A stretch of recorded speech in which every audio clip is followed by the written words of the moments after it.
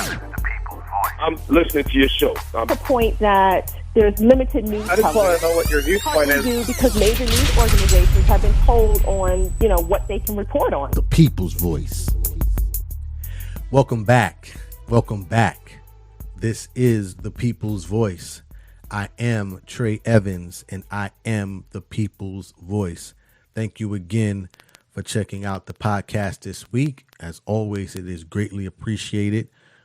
We appreciate all of the support that we have been receiving over the last few months. The podcast has continued to grow in listenership, and we are excited about that. So thank you, as always. If you want to reach us on my socials or any of the socials, you can reach me at I am Trey Evans, and that's on Facebook, Twitter, and Instagram. You can reach us at the show site, which is Trey Be Talking, or it should say the show Instagram, Trey Be Talking, or you can reach me on the website at Trey Evans. And listen, we appreciate all comments. All comments are welcomed.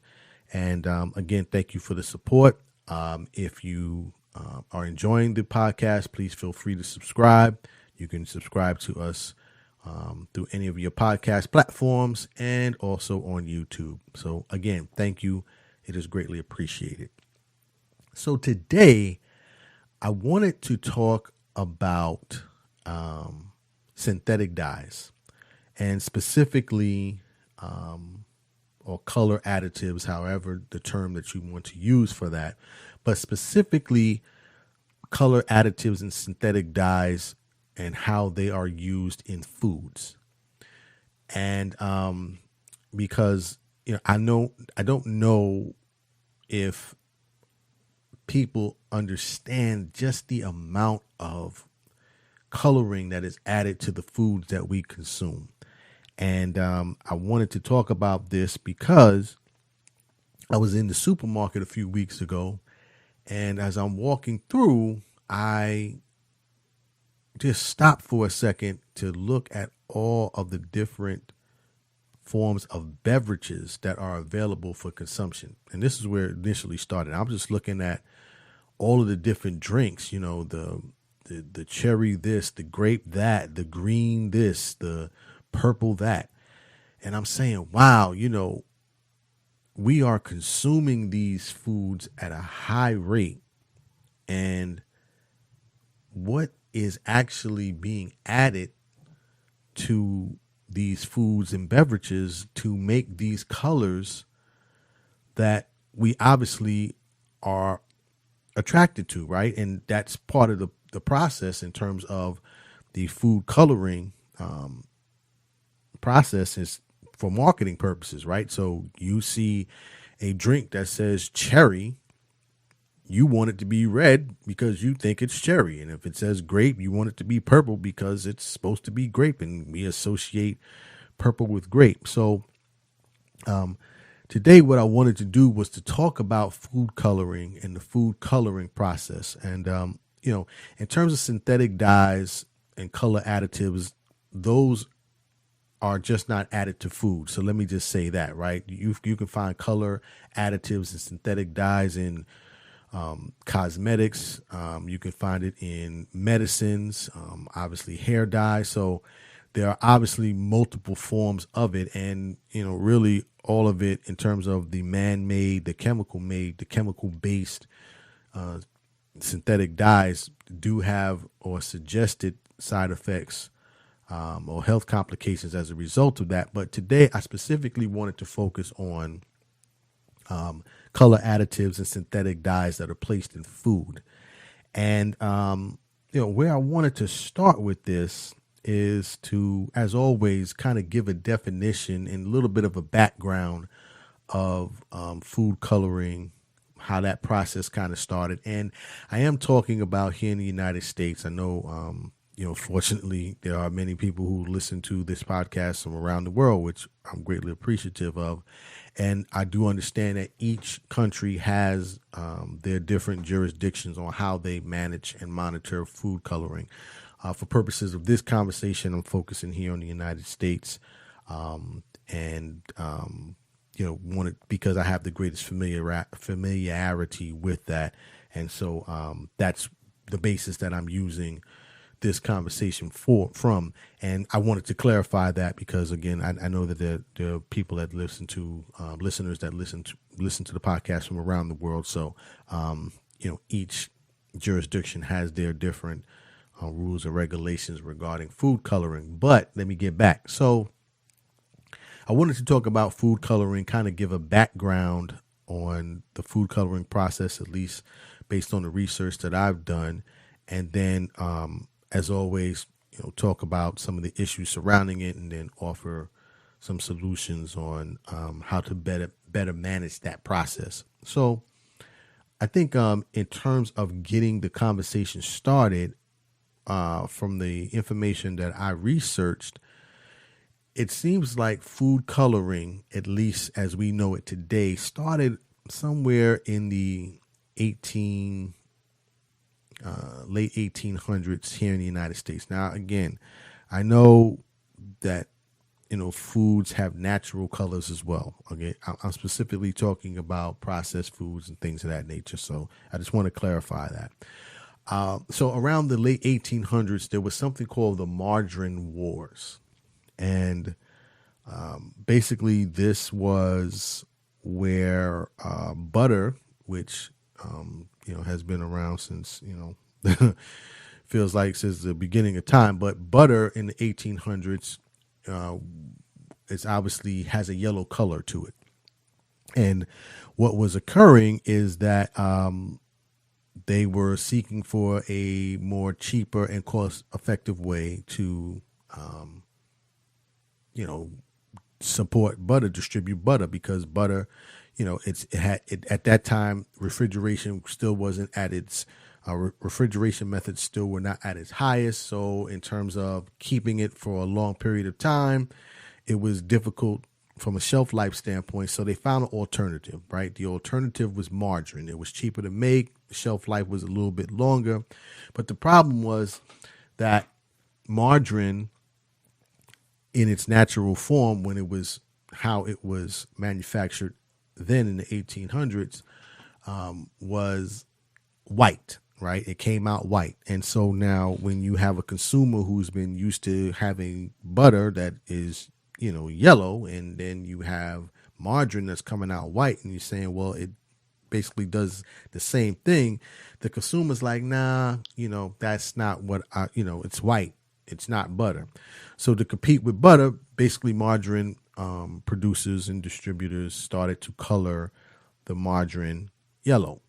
Well, this led to, a debate and lawsuits and all type of back and forth, which is referred to as the Margarine Wars, where basically butter distributors and manufacturers said, well, you can't color it yellow because you're competing with us, and that's not natural. So that's kind of where the food coloring process as we know it today began. Then, of course, in terms of evolution, things evolve over time. So processes have changed. Originally, when food coloring first began to take hold, particularly in the 1900s, food coloring was basically created from coal tar, right? So that's how food coloring was processed and manufactured. Now, obviously, it just wasn't, solid coal tar. There was a process that it went through, but its initial base was coal tar, and then it came to food before it became a food dye. So we go from that process to today's process, where it's man-made, first of all. Obviously, it's done in far more intricate production houses. But today, interestingly enough, the base of food coloring is from petroleum, which many people may not be aware of. And so now, again, petroleum is the base, but it goes through a process before it becomes a food dye. But again, that's the basis for food coloring as we know it today. So now we're here today, right? And I wanted to just give that background so we can kind of get a picture of what food coloring is and kind of how it came into existence.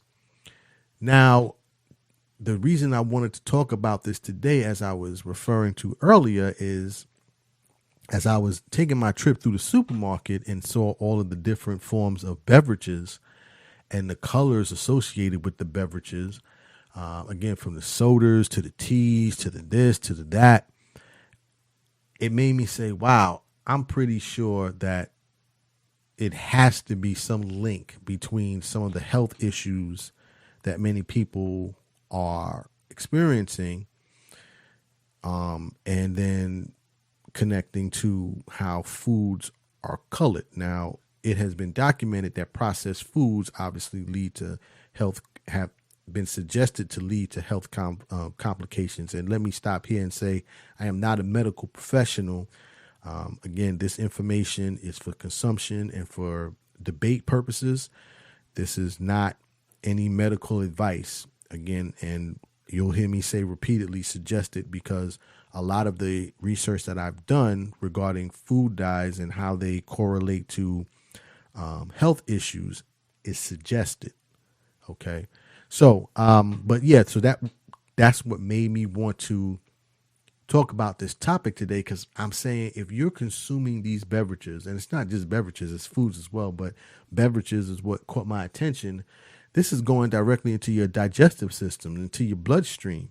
And so I'm saying there has to be some side effects to that. So as I was doing my research, I did find some suggested side effects as a result of foods that are heavily, that are colored in a man-made synthetic way, artificial coloring.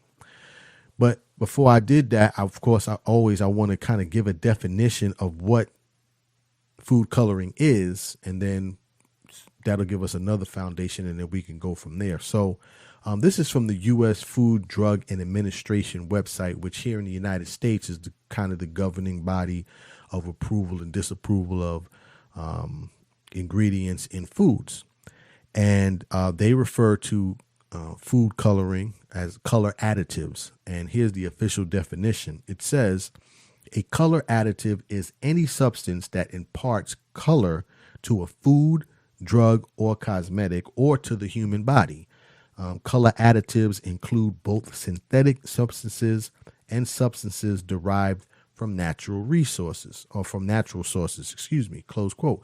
So, and color additives can have natural colors in them as well. What I'm specifically talking about are the foods that are, or the food coloring that is man-made, that is synthetic, that is primarily in the foods that we eat, particularly those that are processed foods.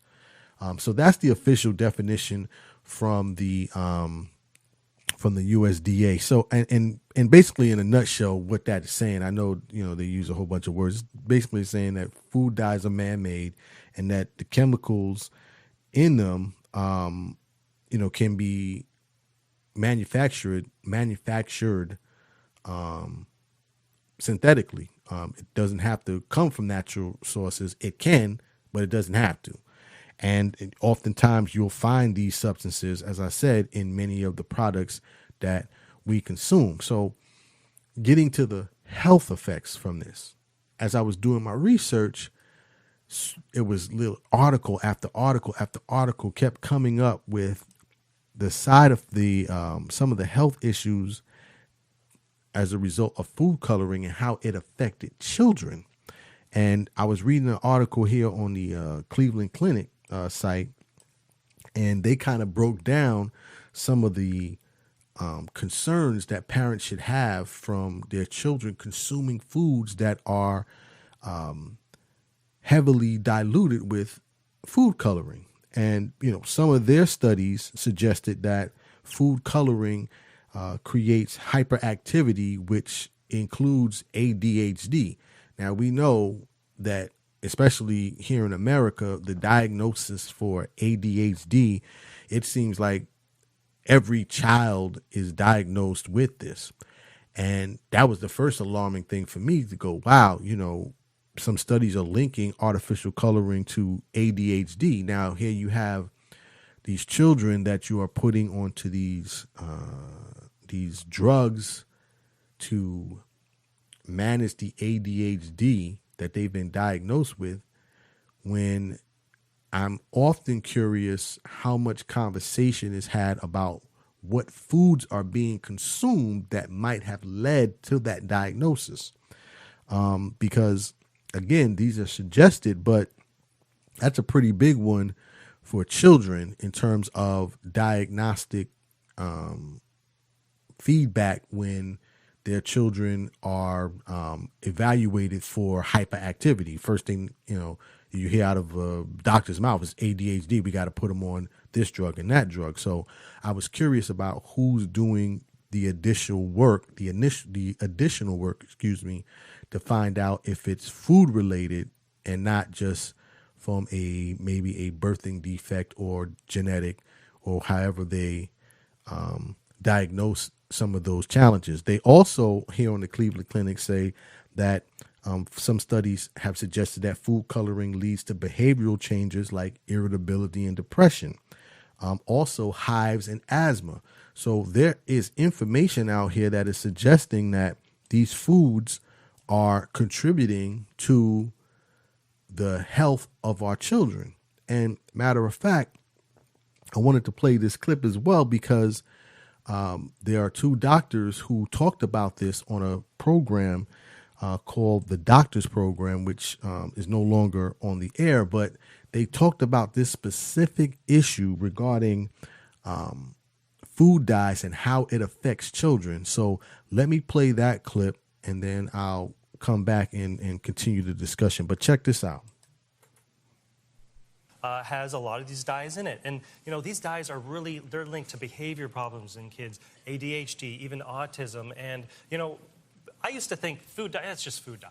It's not good, it's not bad, but I've really seen a big link with diseases in my kids, my patients, allergies, other inflammatory diseases, behavior problems. It's a big problem. Well, and if you look at the data, very high likelihood that food coloring may cause some behavioral disorders. The FDA acknowledges red number 3 as a known carcinogen, a chemical that could cause cancer, and yet it's still approved for use. So again, other important ones: red number 40, yellow number 5, and yellow number 6. And so those are the colors and that was Dr. Jim Sears and Dr. Troy Stork. They we're talking specifically about food coloring. And as you heard the doctor say, first of all, many of these colors have been linked not only just to ADHD, but also some suggest it might have created or basically created the diagnosis for autism in some children. But then also you heard Dr. Stork say that red number 3 is linked as a known carcinogen. And that's interesting that he says that, right? Because on the FDA website, they have red number 3 listed as approved additive in food colors. Now, the interesting thing about red number 3, and I'm going to explain this in a second, red number 3 is an approved food coloring that can be added to food, and it was approved by the U.S. Federal Drug Administration. Back in the 90s, red number 3 was banned for a while from the site. From adding that color to foods, and then it was put back onto the approved list. Now, if you think about all of the foods that all of us consume at some point, red is a big number in terms of the foods that you find red number 3 in. So let me do this. So on the FDA, the FDA has a list that they have approved in terms of the types of colors that can go in food, that can be added to food. Because remember, they refer to them as color additives. Let me go through that list and then I'll continue. So there's 9 different colors. You have blue number 1, blue number 2, green number 3, orange B, citrus red number 2, red number 3, red number 40, yellow 5, and yellow number 6. Those are the 9 approved colors on the FDA approved color additive list. As you heard the doctor say, red number 3 is a known carcinogen. Was once banned, but it's now back on the approved list. And where you find red number 3, you find red number 3 in a lot of beverages, right? Think about those sports drinks. Think about those punches, fruit punch this, grape punch that. You find red number 3 in ice cream cones, frozen dairy desserts, popsicles, frosting, icing. You think about toaster pastries and things of that nature. These are all foods that have this in it. So if it's a known carcinogen, and I'm going to keep saying it till I get it right, if it's a known carcinogen, why would it be on the approved list for the FDA? Very key information. But getting back to my point, so a lot of these colors that are in these foods are being consumed by children. These foods these foods that have the colors in them are being consumed by children, and many researchers suggest and doctors suggest that these are leading to a lot of the diagnosed behavioral ADHD, asthma, and even possibly autism that kids are being diagnosed with. Why is this not being addressed?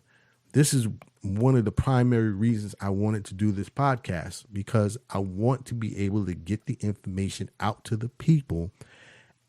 Even my small contribution, if we all take this information and we magnify it, we can definitely create a conversation that would possibly lead to change, because literally people are eating to die, or they're dying to eat based on this conversation, right? Because a lot of these health complications just in children that we discuss, these are chronic health conditions that follow these children for the rest of their lives, right? So that was kind of where I wanted to go with this. In terms of the additional data, there also are some reports that suggest that food coloring for just adults can lead to colon and rectal cancer, suggested because, remember, a lot of these food colorings, or a lot of the foods that have food coloring in them, are processed foods, right? Because food coloring is not just used for marketing purposes and as a sweetener, but it's also used to extend shelf life. And I didn't want to get too deep into the science of it, but that's another reason why some foods are laced with color additives or synthetic dyes. And then again, if you're thinking about processed foods and where they're primarily at, because we had the conversation a few podcasts ago about food deserts. A lot of processed foods are in food deserts. A lot of processed foods are heavily inundated with food coloring. You think about some of the diagnosis in those areas: hypertension, diabetes, cancers. Then you start to get a little bit of a correlation. Again, this is all suggested, so I want to make sure that I'm saying that this is suggested, but some of the evidence is just indisputable.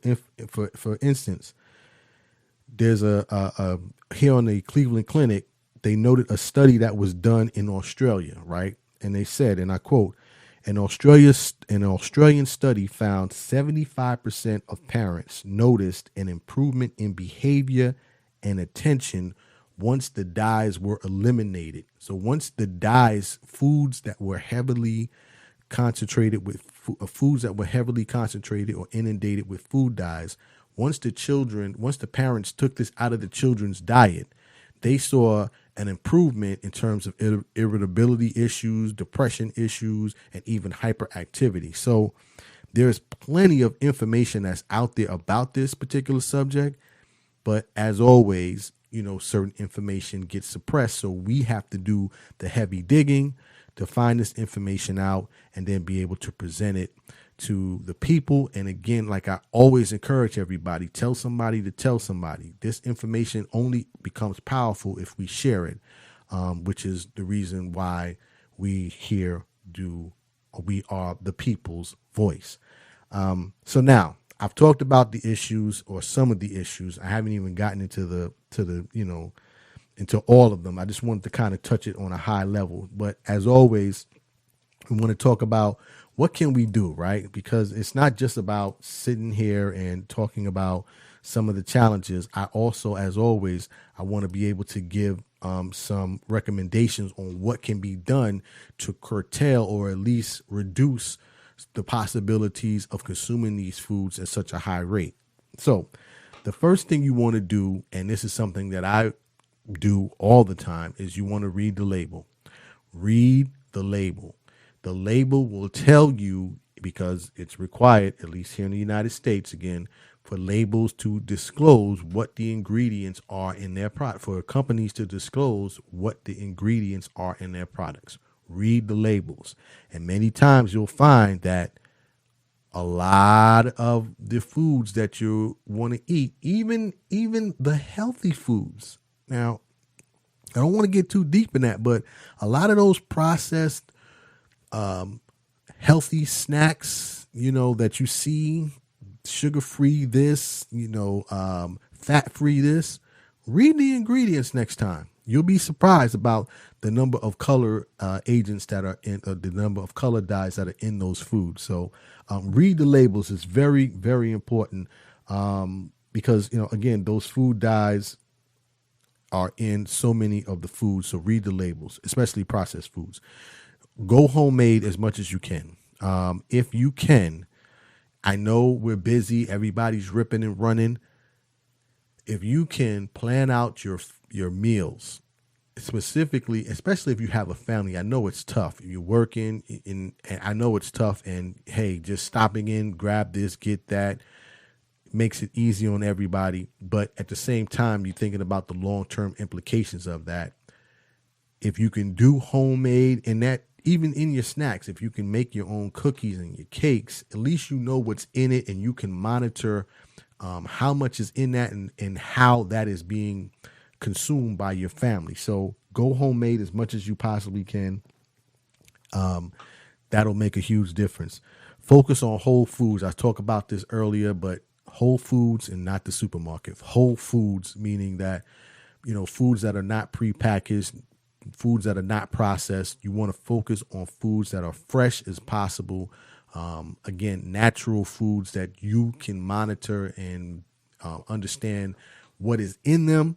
And then if it is color food, do your best to reduce that as much as possible. And which leads me to my last point, emphasize healthy choices.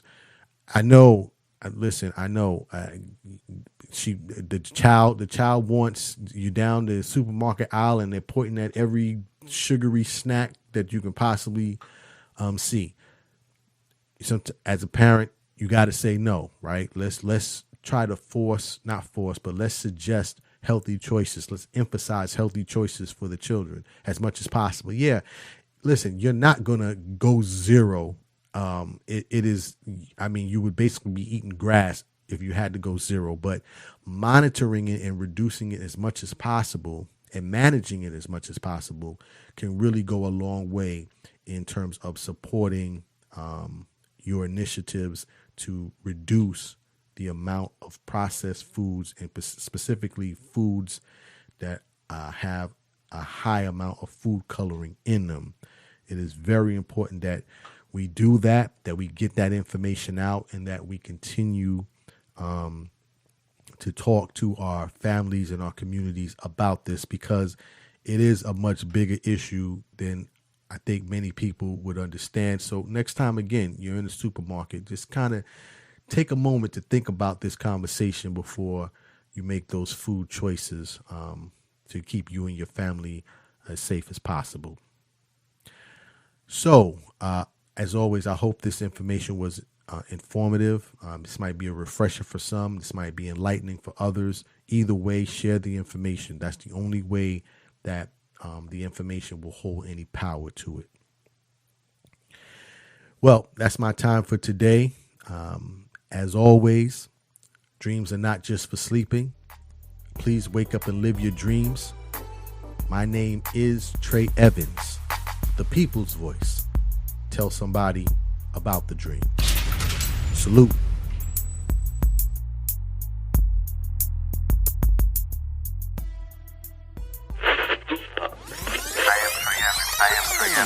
People's voice.